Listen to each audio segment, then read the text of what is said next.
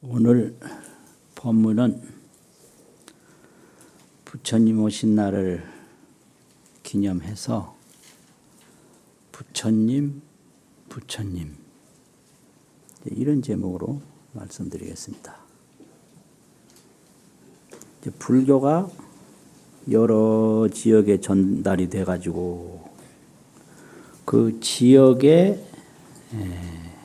맞게끔 발전을 했어요. 그런데 우리나라의 불교는 동아시아 북방 지역 대승불교권 불교거든요. 대승불교권 동아시아 북방 지역에 이렇게 분포가 되어 있어요. 그럼 이제 한국 불교도 동아시아 북방 대승불교인데 한국 불교를 보면 부처님을 어떻게 이해하는가, 또 부처님의 교설을 어떻게 이해하는가, 그 두 가지가 있어요. 그러니까 이제 사람을 이해할 때도 그 사람의 행적, 또 그 사람의 언설, 그 사람이 무슨 말 하는가 말하고, 그 사람이 지금까지 해온 게 뭔가 이거 볼 거 아니에요. 그 부처님도 행적이죠. 어떤 행적을 가지고 있나. 또 부처님은 어떤 말씀을 하셨나. 뭐 이겁니다. 그래서 말씀을 그냥 교설이라고 그래요. 교설. 가르칠 교자, 말씀설자, 교설. 이제 행적을 팔상이라고 그러거든요. 팔상. 그래서 이제 팔상으로 도를 이루셨다. 팔상 성도. 그것이 부처님의 행적입니다. 이게 우리나라에서 딱 믿는 팔상 성도인데, 전통 사찰, 큰 사찰에 가보면 팔상전이라고 하는 불전이 다 있어요. 그게 팔상전이거든요. 그래서 열애를 팔상으로 보시는 거예요. 그리고 경전 이제 한문 불전 딱 피면 뭐 어디든지 나오는 얘기인데, 오승교설이라고 말씀을 해요. 오승.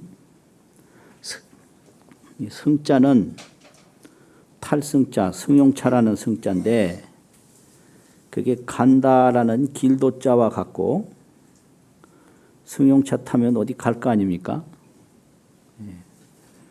그 승용차 규모에 따라서 가는 목적도 다르겠죠. 그래서 그게 길도자와 같고 또 가르칠 교자와 같아요. 그 승자가. 그래서 오교라는 말도 같은 뜻이에요. 오교, 오승. 그래서 부처님이 말씀하신 것은 오승교설이다. 오승교설이다. 또 부처님이 평생 보이신 행적은 팔상성도다. 이거예요. 팔상성도 오승교설. 아주 중요하죠. 팔상성도 오승교설. 이렇게 만날 외워요. 그 한국에서는 이렇게 부처님을 알고 있는 거예요. 이게 대승불교권에서 공통점이에요. 그럼 이제 다른 지역에서는 또 달리 알고 있을 수도 있어요. 또 다른 지역에서는 또 다르게 알고 있을 수도 있고, 그럼 이게 다 어떻게 되는 거냐? 이게 다 부처님의 터전에서 일어난 결과이기 때문에 이게 어느 걸 인정하고 어느 걸 부정하고 그런 차원이 아니라 서로 존중해야 돼요. 대승불교권의 이 전통은 대승불교권식으로 존중하고 다른 지역의 불교는 다른 지역으로 존중을 해서 상호 존중해야 돼요. 서로 존중해서 서로 배워야 돼요.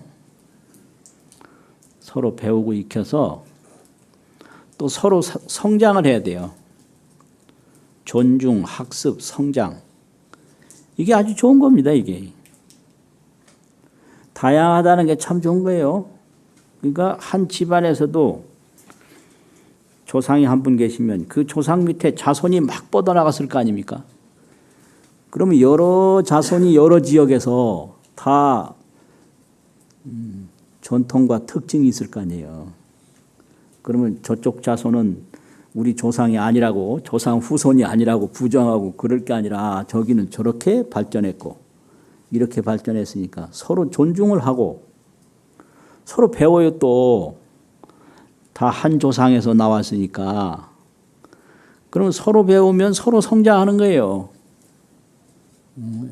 불교가 이런 입장입니다. 그럼 이제 우리나라에서 4월 초 8일이 되면 우선 부처님에 대한 봉축이 주를 이루거든요. 그래서 그 부처님에 대한 봉축인데 부처님을 어떻게 간략히 이해했는가? 비유로 이해하고 행적으로 이해하고 교설로 이해를 해요. 부처님에 대한 비유, 부처님에 대한 행적, 부처님에 대한 교설 이렇게 이해를 하거든요. 그 비유 중에 이런 게 있어요. 부처님은 일륜이다. 해라고 하는 날일자하고 바퀴운자가 있어요. 해바퀴. 그 바퀴라는 것은 그냥 해라는 소리죠. 해를 볼 때 둥글게 보이잖아요. 그래서 그걸 일륜이라고 그래요. 그냥 날일자 하나만 쓰는 게 아니라 일륜. 또 달을 말할 때도 달월자 하나만 쓰는 게 아니라 월륜이라고 그래요. 월륜. 일륜, 월륜. 둥그런 밝은 것만 표현하는 게 아니라 그 형태까지도 우리가 볼 때 이렇게 둥글게 보이니까 실제 달 가서 보면 뭐 먼지만 많다고 그러는데 그 먼지까지는 우리가 알 거 없고 그냥 이 둥그런 거 본단 말이에요. 일륜유가 있어요. 일륜유. 부처님은 해와 같다라고 비유를 해요. 그러면 왜 일륜이냐? 보통 우리가 말할 때 불일 이런 말 있잖아요. 불일. 그러면 불은 그게 법이고 일은 그게 비유예요. 부처님은 해와 같다. 이래서 불일 이러거든요. 법과 비유가 동시에 다 들어가는 용어죠. 그러면 불광이 보조하니 부처님의 광명이 널리 널리 비추니 여 일륜이라 마치 태양과 같다. 그래서 태양에다가 비유를 해요. 부처님을. 불일이라고. 불일. 불광보조 여일륜. 부처님의 광명이 안 비치는 데가 없다는 거죠. 그래서 그게 마치 태양과 같다. 이래서 불일. 그게 일륜유입니다. 그 다음에 월륜유가 있어요. 또 달에다가 비유를 해요. 달. 근데 지금은 이 과학적 지식을 가지고 달도 보고 해서 옛날에는 그냥 개수나무가 있는 곳 이렇게 보고 그랬는데 그 전에 불교에서 본 건요. 보름달 둥그렇게 아무 티끌 한 점도 없이 밝은 거 그것만 본 거예요. 둥글고 밝은 것만 본 거예요. 그래서 구경청정이 여만월이라 구경청정. 구경이라는 건 뭐 끝없이 청정해요. 맑고 깨끗한 것이 만월이라는 게 보름달이거든요. 초승달, 금음달이 아니고 금음달과 같다. 그래서 부처님의 구경청정을 번뇌, 망상, 근심, 걱정 다 여인 최상 해탈의 그 심리 경지를 둥근 달로 비유한 거죠. 그게 이제 예, 일륜유입니다. 일륜에다가 비유하는 비유예요. 구경청정이 여마늘이라고. 그러니까 달 보면 그냥 박다라고만 보면 돼요. 거기 저기 개수나무가 있느냐 없느냐, 저기 물이 있느냐 없느냐, 여기서부터는 좀 이게 좀 그렇거든요. 옛날에는 그냥 청정한 걸로만 본 거예요. 그러면 세 번째는 연화류인데, 연화. 부처님을 연꽃에다가 비유했어요. 연화. 그게 왜 그러냐 그러면 처세상정이 여연화라. 처세상정. 부처님은 세상에 머무시는데, 머물처. 세상세. 처세라고 그러죠. 고처자. 부처님이 인간 세상이나 무슨 이런 육도 세상 떠나서 계신 거 아니에요. 처세를 해요.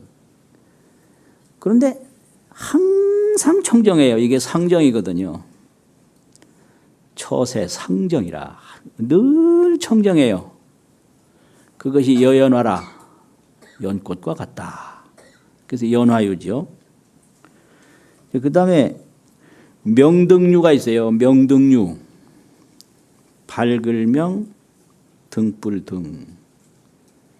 이 중생들이 다 아는데 내가 누군지를 몰라요. 내가 누군지를. 그리고 자기가 지어서 자기가 받는다는 걸 몰라요. 인과를 모르고 자기 불성을 모른다.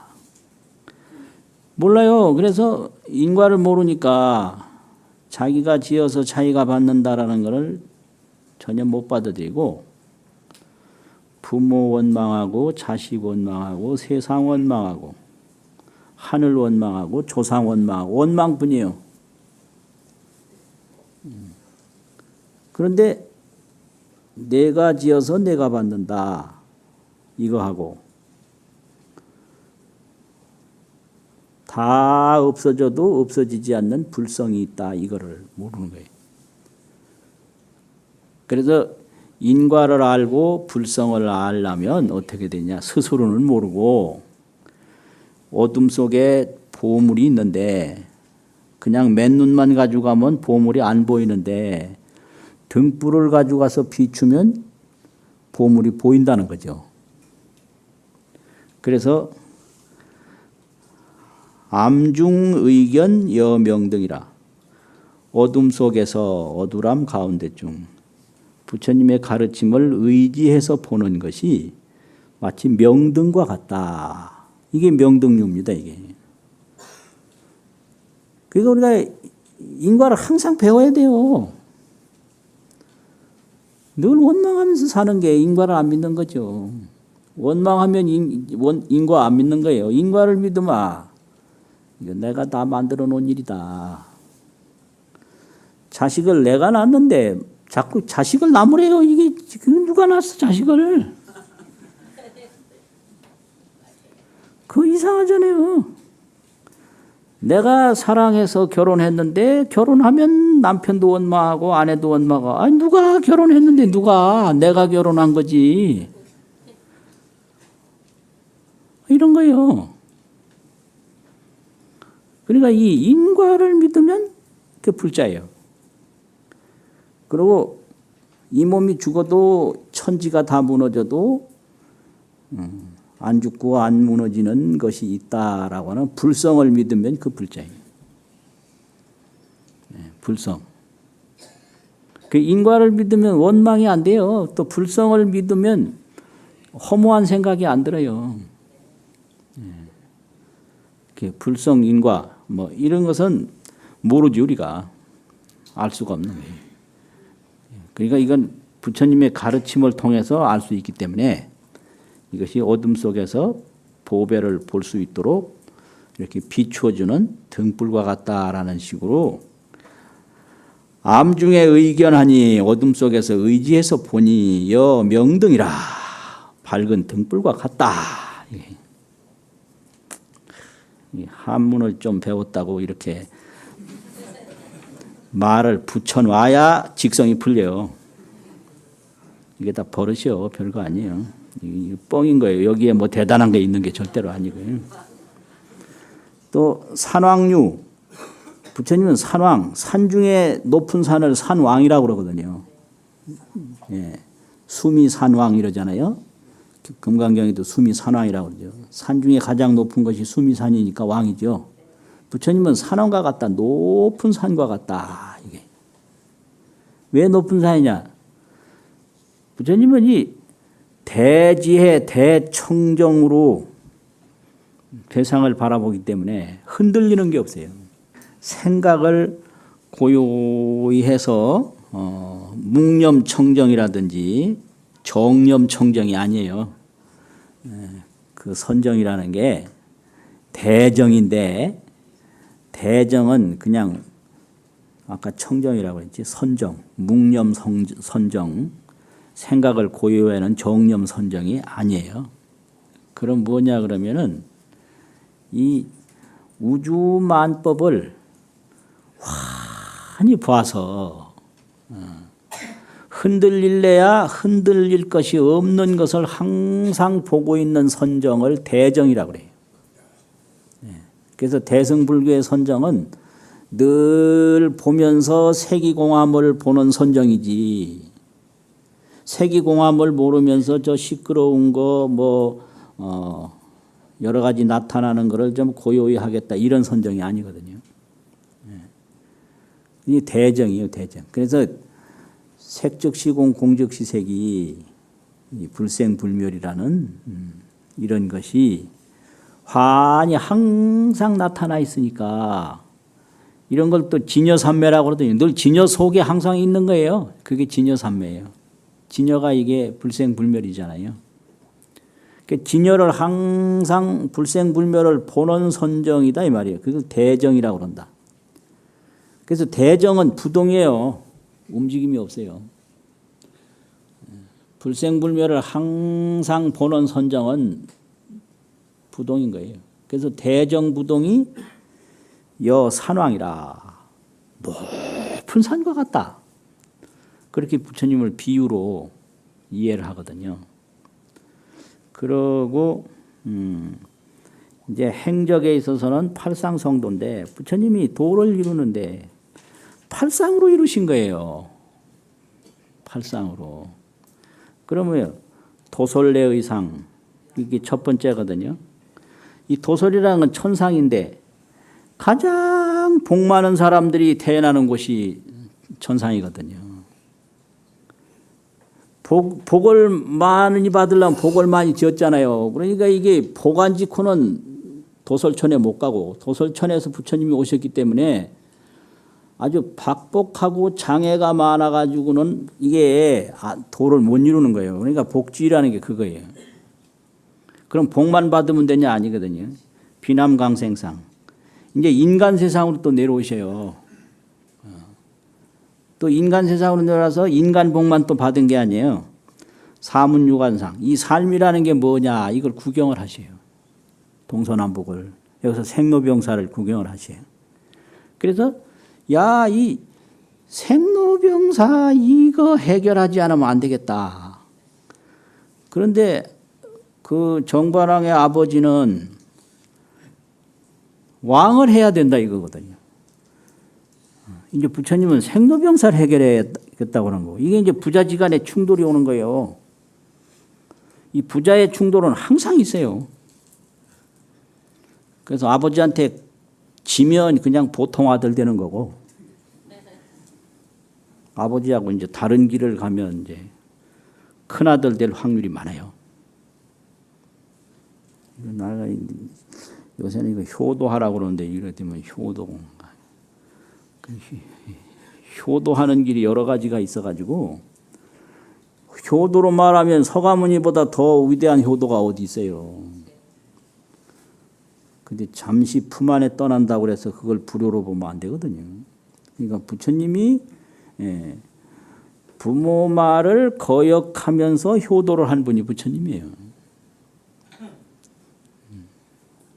그리고 부처님이 부인과 처자를 떠나면서 부인과 처자를 또 사랑한 것이 또 부처님이에요. 그러니까 떠나면서 효도하고 떠나면서 사랑하는 분이 부처님이에요. 그러니까 이게 다른 사람으로서는 이끌 수 없는 세계를 이끌었거든요. 그러니까 유성 출가를 한 거예요. 아, 이 생로병사하고는 나하고는 안 되겠다. 그래서 출가를 했다는 얘기는 부모도 세상도 떠난 거죠. 그래서 이제 유성 출가하고 그 다음에는 설산 수도를 한 거지. 설산에 들어가서 수도를 하고 수하항마한 거예요. 수하항마라는 게 뭐냐면 나무 밑에서 마구니를 항복받았다 그러는데 이 마구니라는 것은 구하는 마음인데요. 명예를 구하든 뭐 이성을 구하든 재물을 구하든 권력을 구하든 이 구하는 것은 생로병사예요. 그래서 구하는 것은 이건 생멸법이라고 그래요. 생사업이라고 그러고. 그런데 이 구하던 습관이 다급생내로 있어서 이걸 완전히 항복시키는 게 그게 쉬운 일이 아니에요. 구하면 생로병사인데 구하면 없어져요. 태어나면 죽는 거하고 똑같아요. 이 세상에 어떤 걸 구해도 구하는 건 사라져버려요. 그런데 끊임없이 구하려고 그래요. 요게 이제 마군이거든요. 만나면 헤어지는데 기어코 만나. 태어나면 죽는데 그냥 길을 쓰고 태어난단 말이에요. 이게 구하는 마음이 요게 마군인데 이거를 완전히 항복시키는 게 수하항마거든요. 그러면 이 구하는 마음이 항복시키면 거기서 해탈 지견이 나와요. 요게 깨달음이에요. 마군이를 항복하고 항복한 속에는 깨달음의 지혜가 나온다. 요게 부처님이에요. 그리고 이제 녹원전법상 녹야원에 가서 설법을 하시고 그 쌍림열반상 열반에 드시고 이것이 부처님의 팔상성도입니다. 이게 팔상성. 팔상으로 도를 이루는 거예요. 그러니까 뭐 한두 가지가 성불하는 게 아니라 이렇게 여러 가지 다 이 팔상성도 이걸 굉장히 중요시 여기.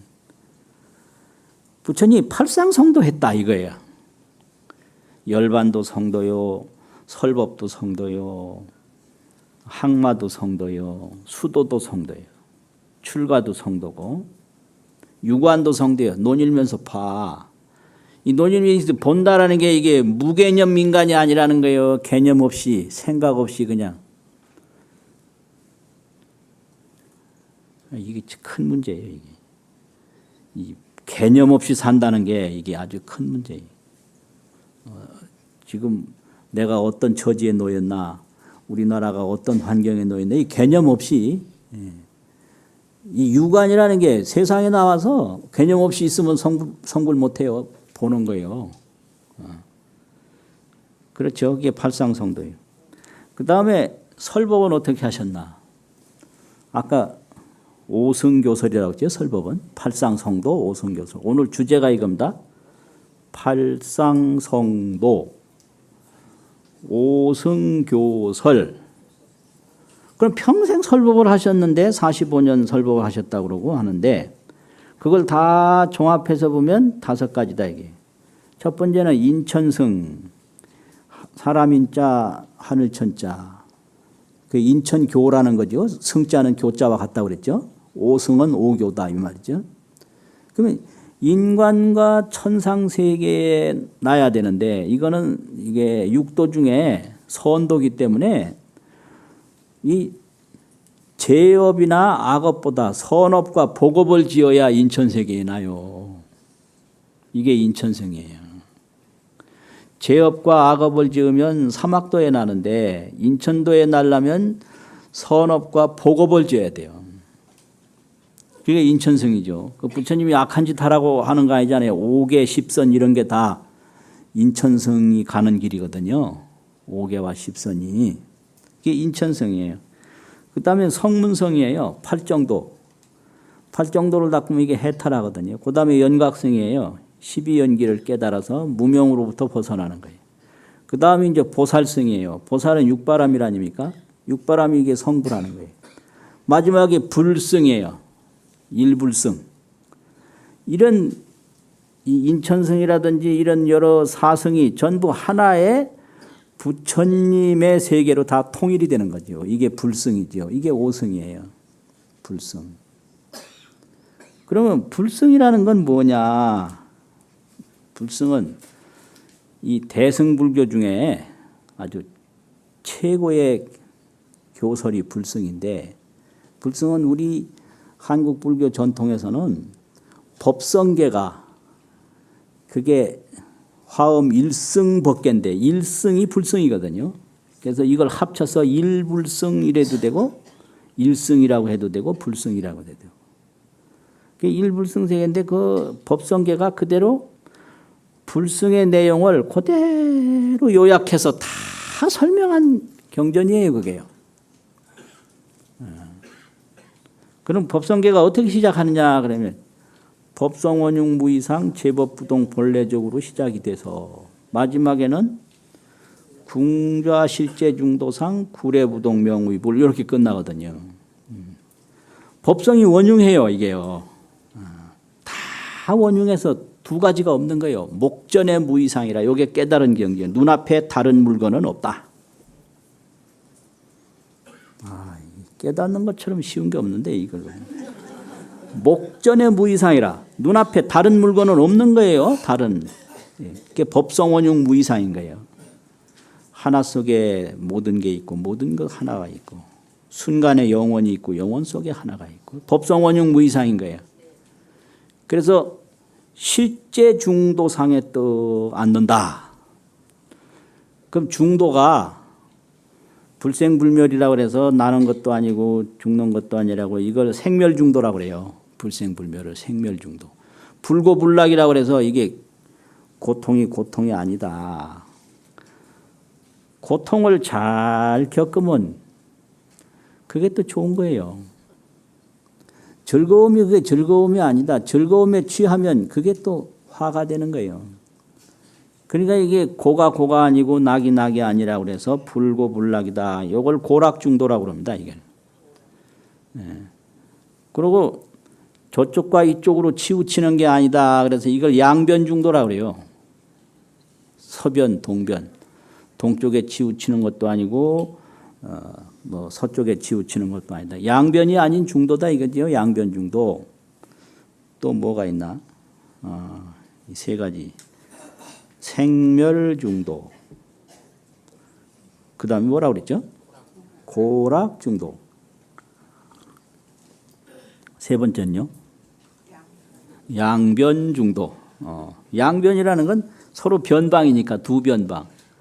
두 변방에 해당하지 않는단 말이에요. 생변, 사변 이렇게 유변, 무변 이런 식으로. 범주, 유의 범주, 무의 범주. 이게 변이라는 게 범주거든요. 거기 해당 안 되는 거예요. 이게 양변중도예요.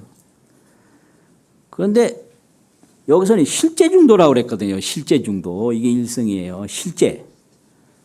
실제라는 건 진여의 경지, 불생불멸의 경지, 청정법계의 경지, 인간 불성, 본성의 경지 이게 실제거든요. 이 실제가 그냥 그대로 중도인 거예요. 실제중도. 실제중도 이랬거든요. 그 상이라는 건 비유예요. 걸상처럼 이렇게 앉는 상 그런 상자거든요. 실제 중도상에 떡 앉는다. 더 이상 미혹한 것이 없고 부족한 것이 없고 부족한 거 없고 미혹한 거 없는 게 그게 성불이거든요. 거기에 턱 도달하면 구례부동이라 옛부터 우리가 실제에서 털끝만큼도 움직임이 없었다. 이거거든요. 구례부동. 그걸 부처라고 그런다. 그래서 이제 이 열애를 이제 볼 때 팔상 성도불이 있어요. 팔상으로 성도한 부처 있고 또 구례부동불이 있는 거예요. 옛부터 움직이지 아니한 불. 그래서 팔상 성도불을 그 팔상이라고 하는 형상을 보였다라고 해서 시상불이래요. 보일 시자가 있거든요. 상이라는 팔상이라는 상자가 있잖아요. 이게 시상불이라고요. 이게 법성 원흉 무이상 구례부동 명의불 이런 그 진여 법성 불성 그 본성을 그대로 부처라고 한다 해서 이걸 법성불이래요. 법성불. 그래서 부처님은 법성불, 시상불 이게 다 있는 거죠. 그래서 시상불은 팔상불이고 법성불은 구례부동불이다. 그냥 한 티끌도 지금 진여법상에서 움직이지 않은 거예요. 근데 왜 모르냐? 오직 모를 뿐이에요. 그럼 몰라도 없어졌느냐? 없어지지 않았어요. 그래서 그걸 비유로 어떤 사람이 꿈을 꾸는데 꿈속에서 막 헤맬 때는 자기가 누군지 몰라요. 자기가 누군지 몰라도 자기가 없어지진 않았어요. 그래서 꿈에서 깨고 나면 내가 꿈에서 아무리 돌아다녔어도 한 발짝도 안 움직였구나. 이걸 깨면서 바로 알거든요. 그래서 궁좌 실제 중도 상 뒤에 구례부동명의불이라는 걸 딱 붙인 거예요. 이게 일성이거든요. 자, 그럼 우리가 이게 이런 부처님의 말씀을 자꾸 듣는 거는 듣고 끝내는 게 아니라 우리가 발심해서 우리도 이렇게 도를 이루어야 돼요. 팔상성도를 이루고 구례부동 이런 법성부를 이루고 그게 우리의 신심이고 우리의 원력이고 우리의 공덕이거든요. 그러면 이게 이제 이루는 건 뭐 비유로 말하면 뭐냐? 발심. 발심하면 바로 성불이요, 그게요. 법성 원흉이니까. 시작과 끝이 원흉하니까 시작이 바로 결과예요. 이게 일성이에요. 시작이 바로 결과인 거예요. 이거 참 어렵네. 그래서 이걸 비유로 쭉 보면 우리가 발심을 하면 우리 몸에서 밝은 지혜가 확 일어나서 그 어리석은 거 뭐 망상 집착 근심 걱정 싹 없어져. 그래서 점점 이게 밝아지면 점점 이게 커지고 이제 나중에는 궁좌 실제 중도 구례부동명을 거기까지 딱 가는 거예요. 그래서 그걸 비유로 말했는데 발심수행 이걸 깨닫는 걸 어떻게 말할 수 있냐? 발화하면 소목한다. 나무에서 이제 불이 나오면요, 그 나무가 타버려요. 우리가 발심의 불을 일으키면 근심 걱정 다 없어져 버려요. 그 다음에 이제 타는데 그냥 보통 타서는 안 되고 신진화멸까지 가야 돼요. 그 나무 신자가 있거든요. 초도 밑에 세신한 거. 나무도 다 없어지고 불도 또 다 꺼져 버려요. 신진화멸이 되면 그 그냥 일불성 그 한 불성뿐이에요. 그걸 중중산수가 무거울 중자 있거든요. 중중산수 거듭거듭 펼쳐지는 산수가 첩첩무절이라 첩첩이 끊어짐이 없어요. 그게 법성원흉 구례부동 그 일불성 법문이거든요. 오늘 법문은 이렇게 하고 마치는 게 아니고요. 연불 삼송을 하고 마치겠습니다. 연불 그러면 이제 연불 제1송, 2송, 3송을 제가 선창을 하고요. 아주 정성스럽게 후창을 해주시면 감사하겠습니다. 나무 팔상 성도불 나무 청정 법신 비로 자나불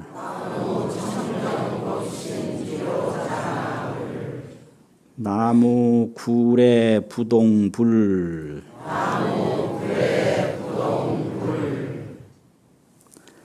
마치겠습니다.